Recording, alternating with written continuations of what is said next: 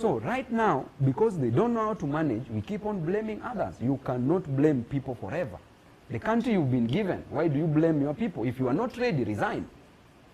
Me today, if you put me in State House there, I can deliver. But even you, when you're given a loan by the bank, they give you some time for you to fix, you know, to use the money up and to, you know, start getting it together.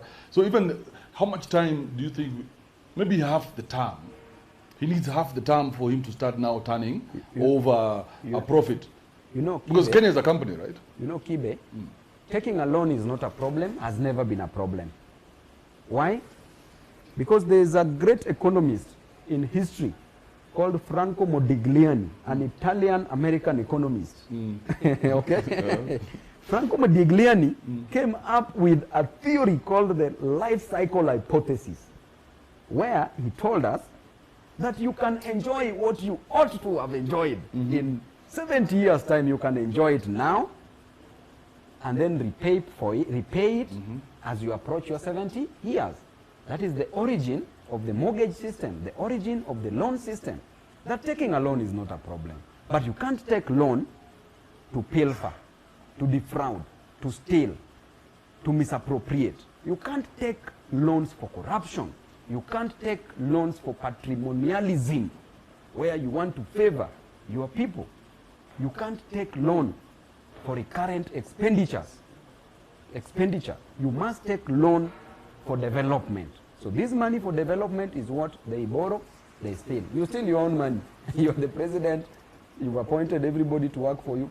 Then you borrow money, and then they steal. Is that really something that we should not talk about just because time should be given for the repayment of the loans? So, do you know him personally? I know him personally. I know him personally. I know him in person. Actually, his son, Nick. Nick, I can tell you, is a very good friend of mine and a close friend of mine. But you see, now we are talking leadership. We are talking leadership. You guys are able to separate the two? Right now... Because, I mean, if you're really passionate about it, right then now, it must mean a lot more than just... Right now, we are not too close because of what has been happening, because my intention is to deliver for my people. And if the president cannot deliver, then I have no business being close to the president. So generally, it doesn't matter. And you see, the president should not go around threatening people. When Kibe, who will not die? We are going to all die. There's something called memento mori in Spanish, that eventually you will die.